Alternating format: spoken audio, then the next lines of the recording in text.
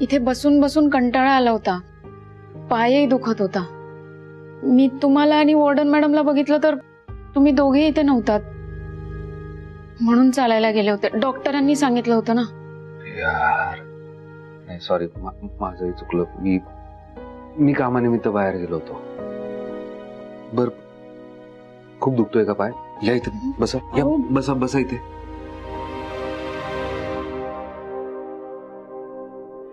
बघू सर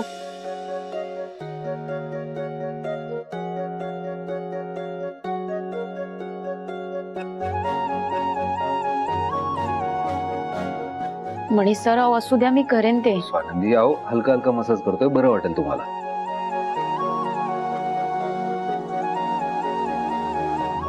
स्वानंदी, तुम्हाला खरं सांगू का, मला कधी कधी खरंच खूप टेन्शन येतं तुमच्या बाबतीत किंवा आपल्या होणाऱ्या बाळाच्या बाबतीत. तुमच्या डिलिव्हरीच्या वेळी कुठलं संकट नको यायला. आपलं बाळ सुखरूप या जगात यावं, तुम्ही दोघे धडधाकट राहावा.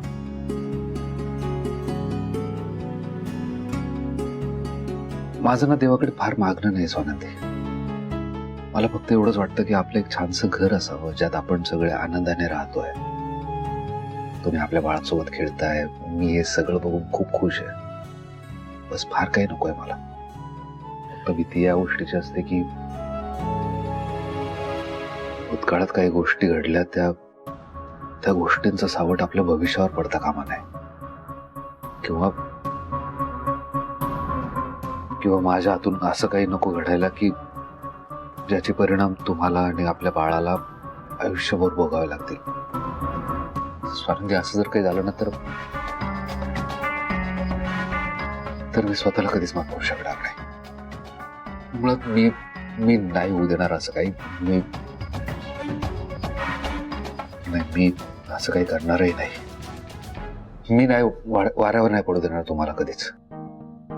मी कायम तुमच्या सोबत राहील, कायम रक्षण करेल तुमचं. बर, जरा हलकं वाटतंय? हो. मनीष सर नक्की कशाबद्दल बोलतायत? भूतकाळातील कोणत्या घडलेल्या गोष्टीच्या सावटाची त्यांना भीती वाटतेय? म्हणजे मनीष सर नक्कीच माझ्यापासून काहीतरी लपवतायत. कुठे राहिली यार संचिता? अरे यार, काम झालं असेल ना? प्लीज प्लीज प्लीज काम होऊ दे. बेबी, काय ना आपलं काम झालंय. म्हणजे काय झालंय? म्हणजे डॉक्टरला खोटं पाडायचं असं ठरवलं होतं ना आपण. हा, मग अगदी सिस्टमॅटिकली आणि परफेक्ट प्रूफ देऊन आपण त्याला खोटं पाडणार. Everything is planned baby. खरंच? हा.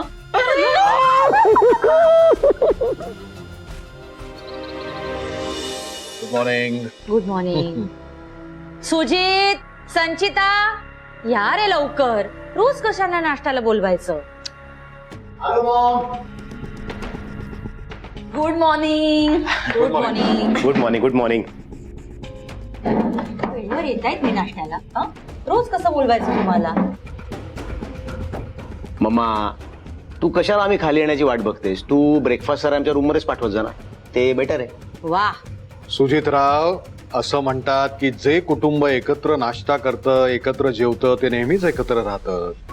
त्यांच्यामध्ये कधीही दुरावा निर्माण होत नाही. आणि म्हणून आमची अशी इच्छा आहे की तुम्ही नेहमी आमच्याबरोबर नाश्ता करावा, आमच्याबरोबर जेवावं. आणि मला माहितीये की तुम्ही माझं म्हणणं नक्की ऐकणार. नक्की डॅड.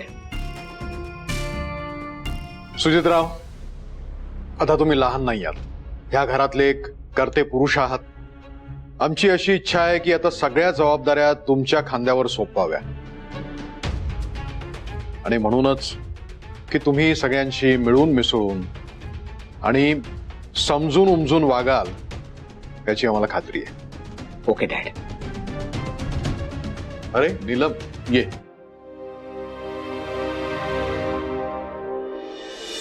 Good morning. मणी नाही आला? मणी अजून आला का नाही? अरे मणी, नाश्ता करायला ये. नीलम बस.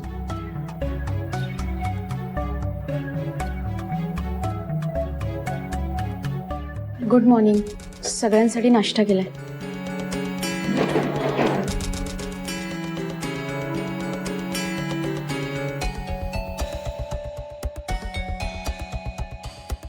कसा आहेस तू? All good?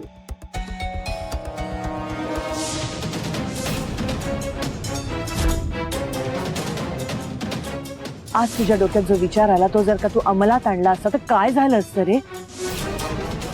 तुरुंगात गेला असतास तू. आणि बाळाचं आणि स्वानंदीचं काय झालं असतं? आयुष्य त्यांचं एकाकी पडलं असतं. जगणं कठीण झालं असतं त्यांचं.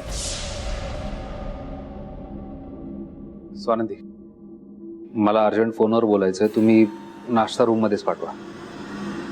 मणी सर, आधी नाश्ता करा, नंतर फोनवर बोला. करेक्ट बोलतायत वहिनी. मणी, सगळ्यांबरोबर थांब, एकत्र ब्रेकफास्ट करू. काम काय नंतर होत राहील.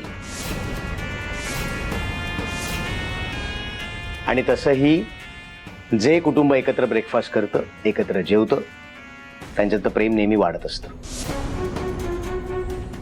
हो ना डॅड? बस.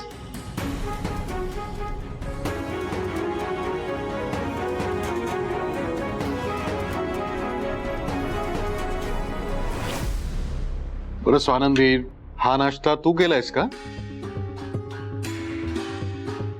अगं पण का? आपल्या घरात नोकर आहेत ना.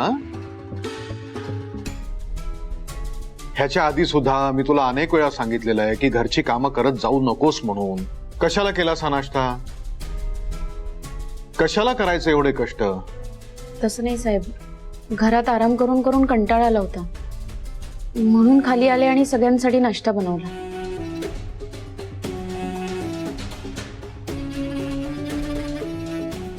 आणि तसंही कुटुंबासाठी नाश्ता केल्याने कष्ट नाही पडत, उलट आनंदच होतो.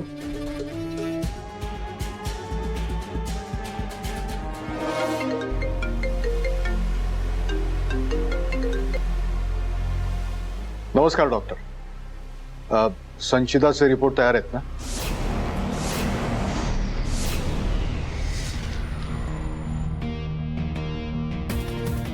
ओ दॅट्स ग्रेट. काय म्हणजे सगळं ठीक आहे ना?